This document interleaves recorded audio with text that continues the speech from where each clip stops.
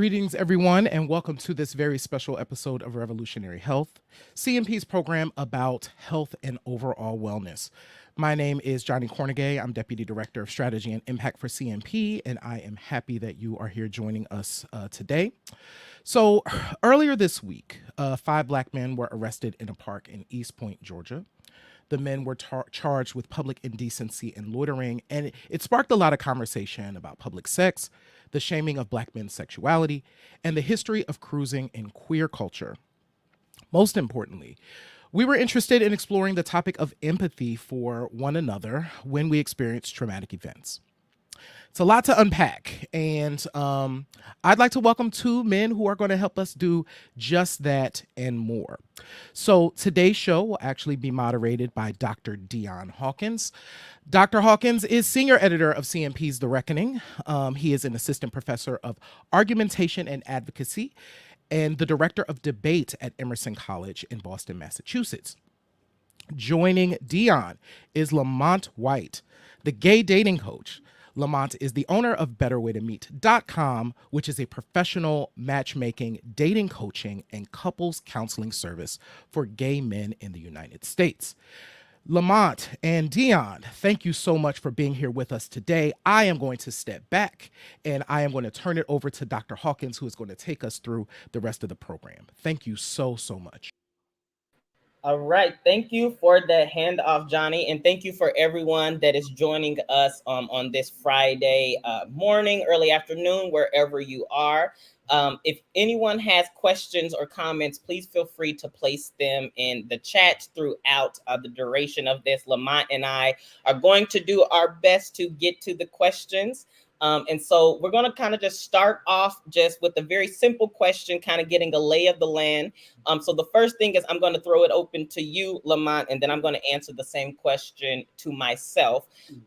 But in your opinion, what would motivate someone to engage in cruising, or what is kind of the motivation that people have to engage in public sex? I want to start there first. Yeah. Thank you so much, Deion. And before I answer that question, I'll say I take my hat off to the Counter Narrative Project just for being bold enough to have this conversation, to be able to talk about some of the things that people think are taboo that really are kind of common. When you talk about sex and not just particularly with gay men, but us as human beings and enjoying the pleasure of sex.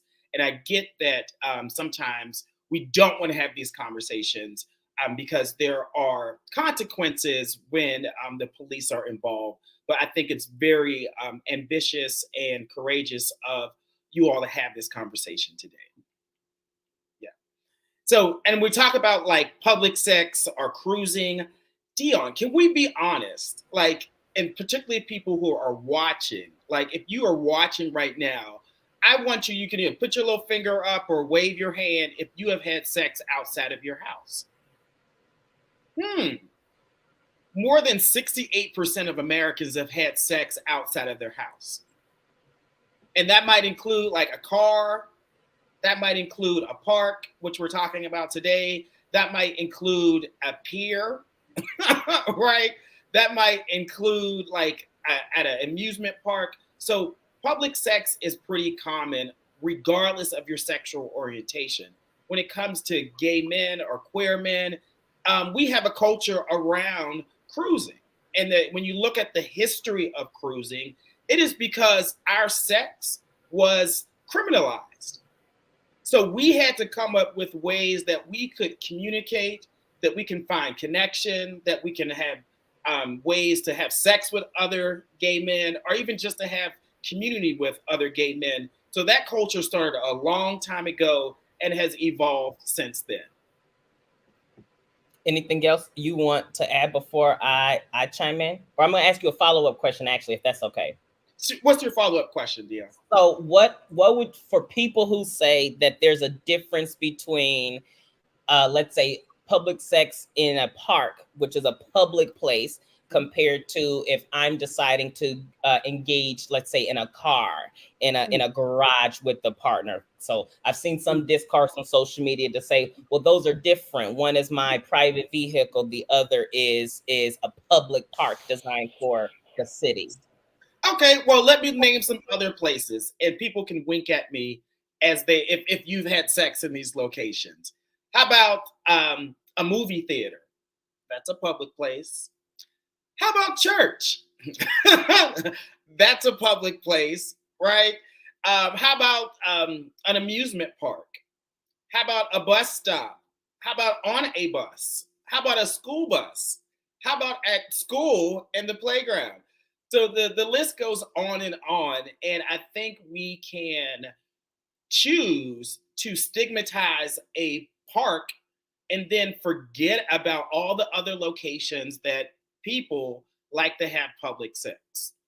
I find it kind of hypocritical, though.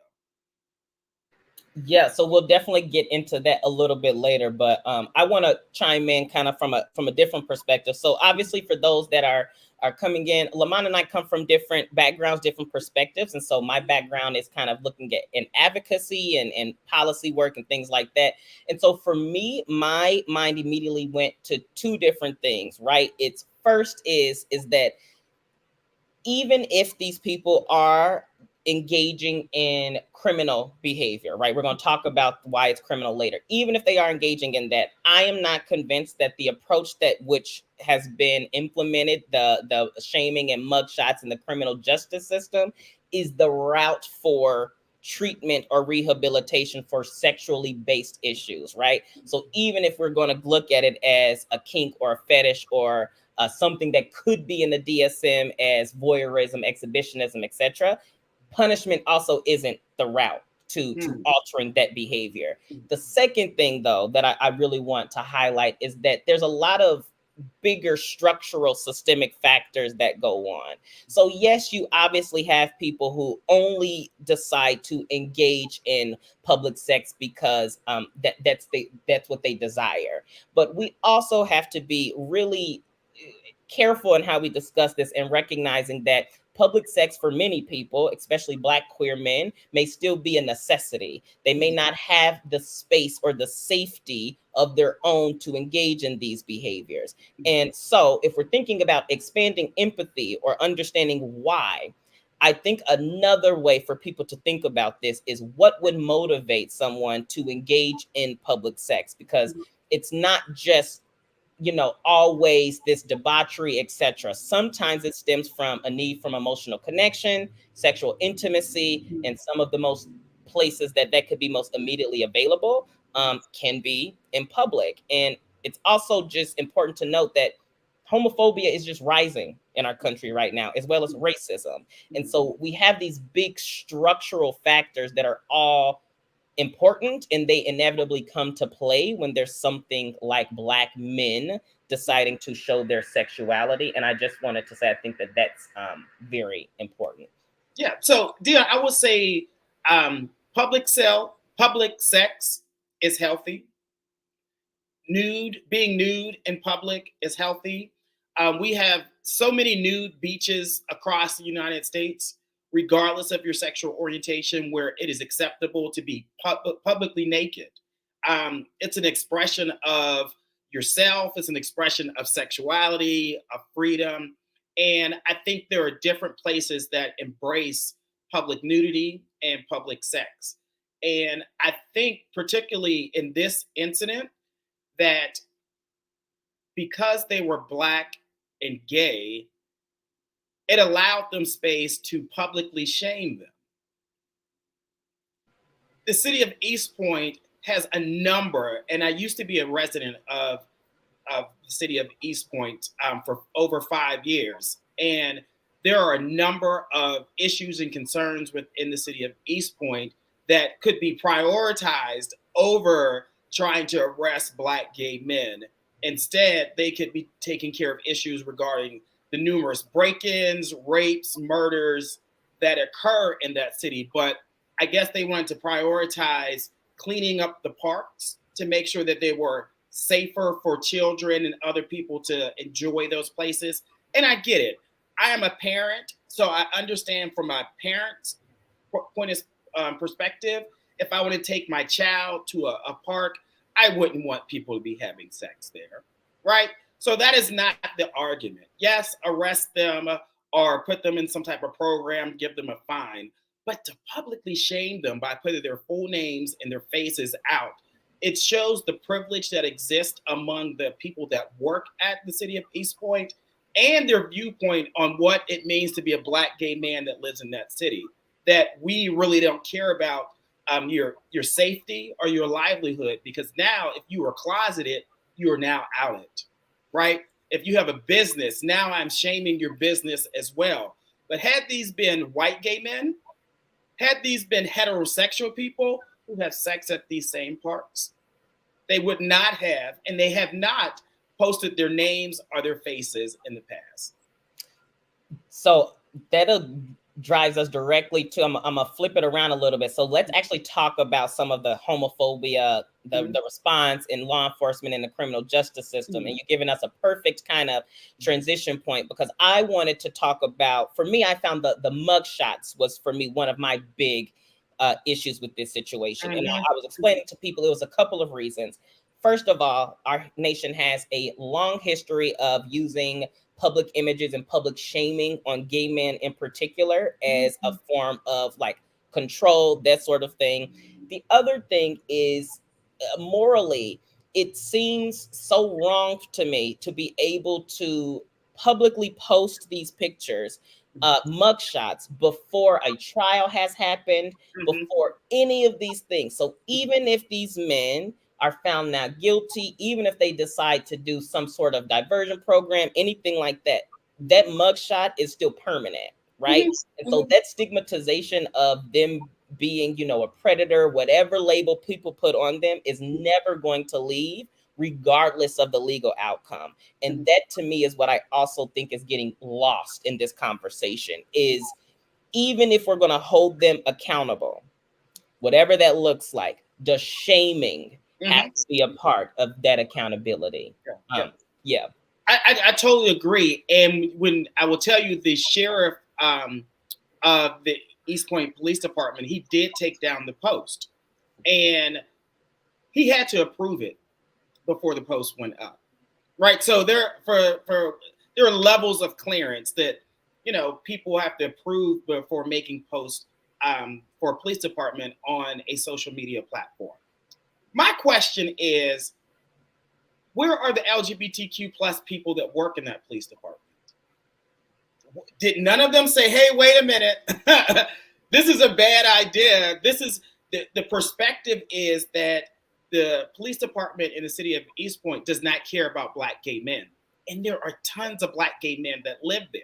So now you have ruined the reputation of these Black gay men forever.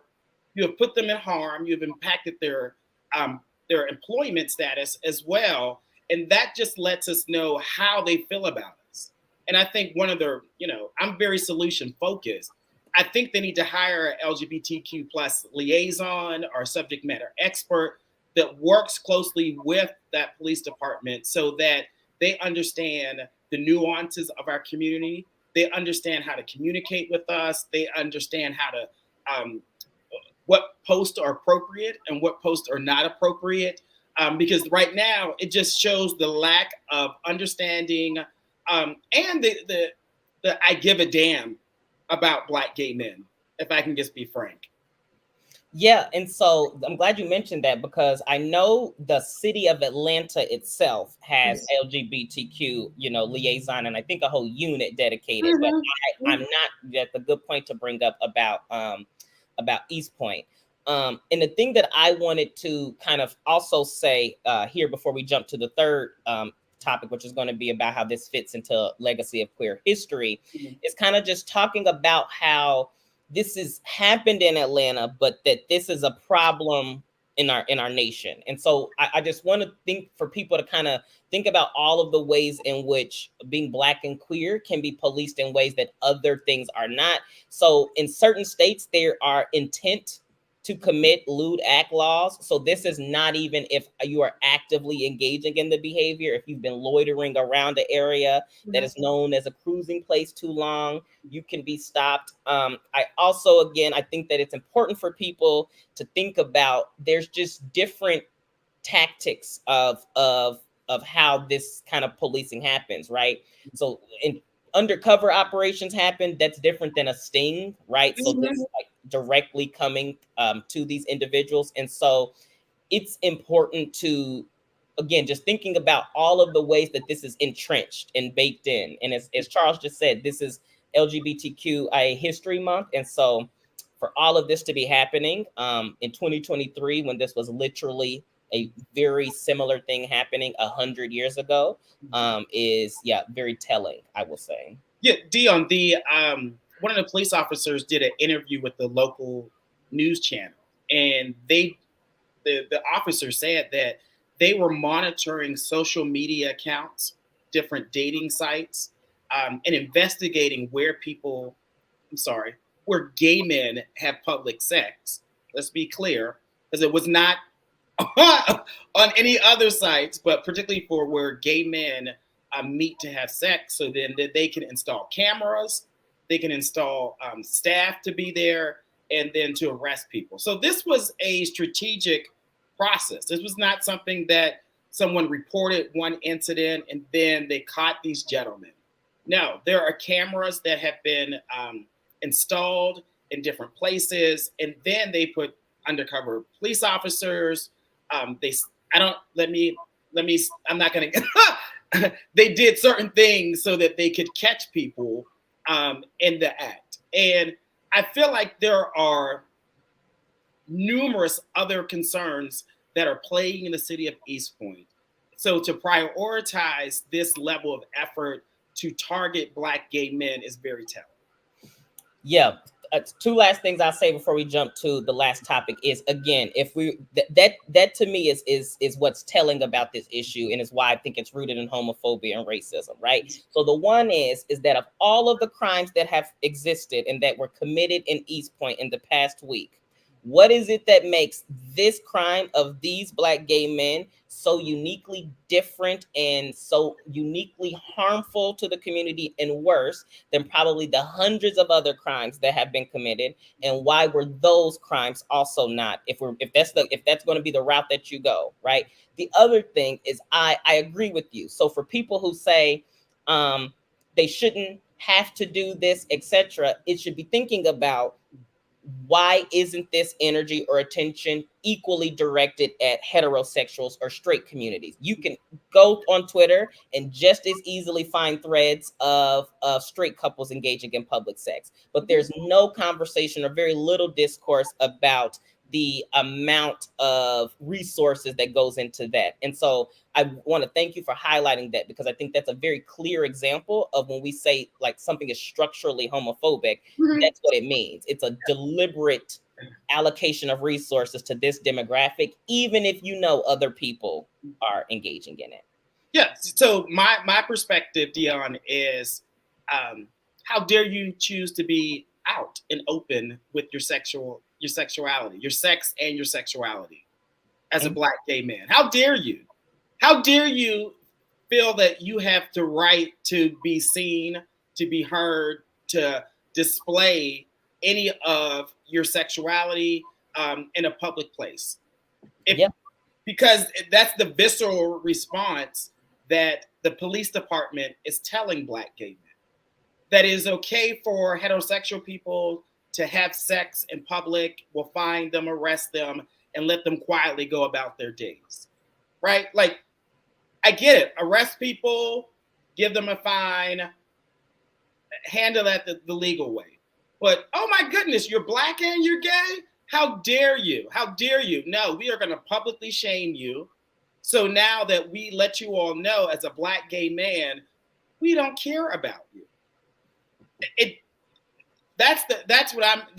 you look at anyone who is responding to the different social media posts, that's the perception that we get as Black gay men, that this entire police department does not care about our safety, does not care about our well-being, does not think that we are worth living. The city of East Point used to be ranked the third most popular city in Georgia to live for gay men. It was primarily white gay men. And this is a prime example why Black gay men sometimes decide not to move there. Yeah.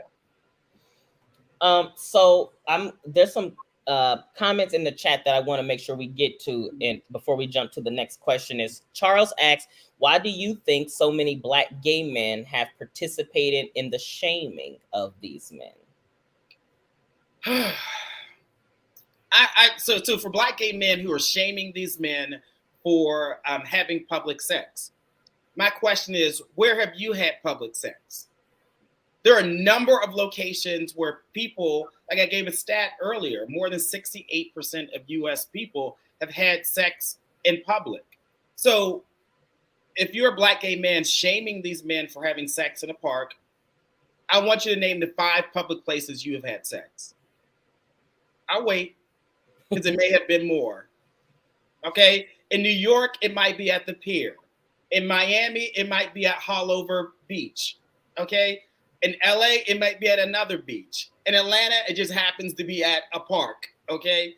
So I feel like shaming Black gay men for having public sex is not the answer. Yeah.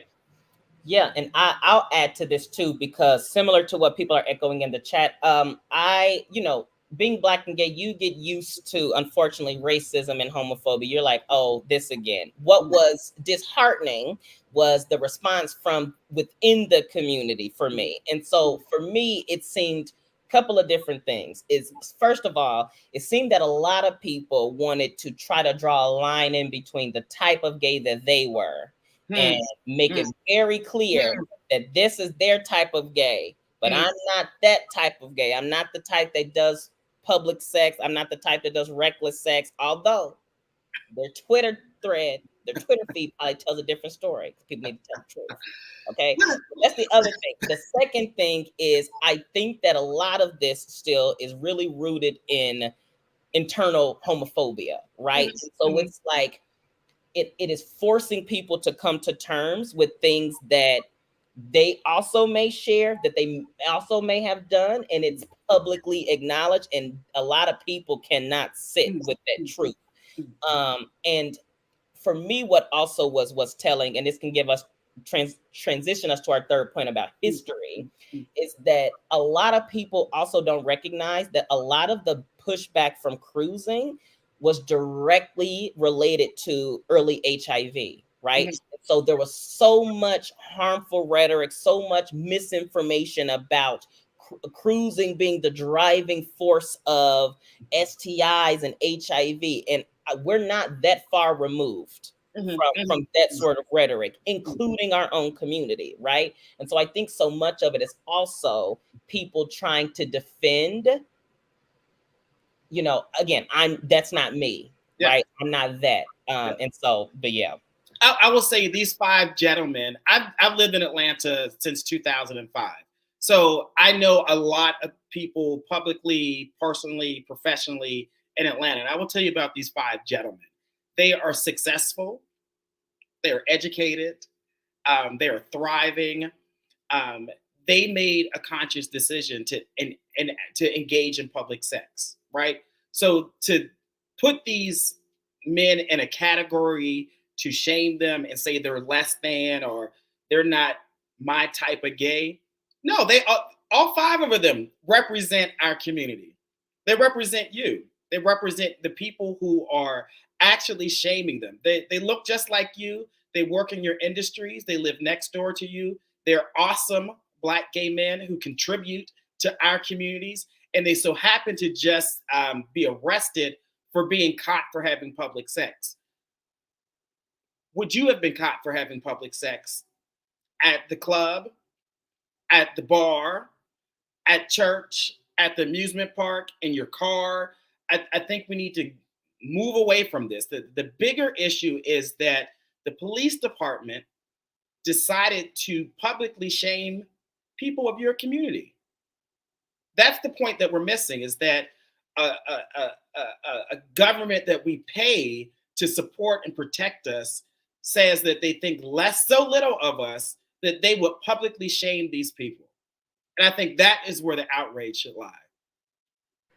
Yeah, I completely agree with you on that. And the other thing too is that, again, for me, it was people like, well, they shouldn't have did. I'm like, even if we agree that what they're doing is wrong, there's a way about accountability. There's again, there's a way about repairing harm, like restoring things, and this is not the approach. And then the last thing I'll say before we can open it up for questions is that it was mind blowing to me as well that a week ago, or about two weeks ago, Twitter was also full of public sex, but on Folsom Street in San Francisco. Right now, people will say that's different because it's a parade. Those people consent, and I'm like, sure, but you have to acknowledge that we have seen a whole festival dedicated to kinks and fetishes, that public sex is embraced, and that is not the same energy that is being seen in Atlanta, for example. And so I just want people to think about how 10-day span, similar thing, very different reaction. Yeah. So the history of sex in this culture really is any type of sex outside of a heterosexual monogamous marriage is considered to be sinful, shameful. So that's the base that we're working from. So if you're having same sex, that same historic perspective is shaming the type of sex that you have. So I would say look at it through that lens, is that public sex is a part of numerous cultures, whether they're Black, white, Hispanic, Latino, Asian, heterosexual, gay, bisexual, whatever. Public sex is a part of all those cultures. And I think we need to do a better job of removing stigma and shame around being nude in public, and also having public sex. I do understand there are legal concerns and there are safety concerns. And that's why we have laws, we have ordinance that restrict people from having sex in certain places. Perfect. If we handle it the right way, arrest people, give them a fine, give them some type of community service or some type of consequence. I'm gonna hit this point again. I'm gonna leave it alone. The issue is that there's a public shaming of Black gay men, of outing Black gay men because of who we are and we choose to exist is the response. So that's the biggest problem. Yep. And then I'll open it up for questions. And then just last thing I'll say is Lamont just echoed about the criminalizing of same-sex encounters in general.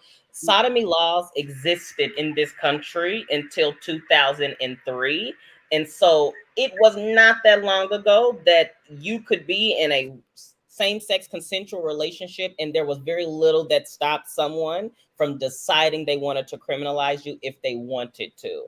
And so I just want, again, for people to think about the big factors here, not just the small things.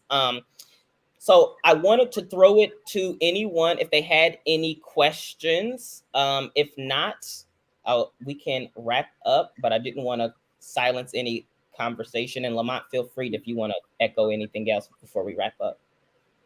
Yeah, I think I saw Charles noting that there are a lot of Black LGBTQ plus IA organization in the city of East Point. I guess my question to those organizations, I'm not familiar with them, and I lived there for 5 or 6 years. So I will say that, one. Two, where is the outrage? Right? Where is the support? This is the time to show up when the intersection of being Black and a part of the LGBTQ plus community shows up. There should have been a meeting held. There should have been a press conference. There should have been letters written. I am very thankful that the post was taken down from Facebook. However, those images are out there now. There have been screenshots, copies, memes, everything, you name it, from there. So I think I don't know if the gentlemen are able to do a lawsuit or, be able to get any type of, monetary, support from this, but I don't shame them at all. The five of them, there's no shame. There's nothing but support and wishing the best for them.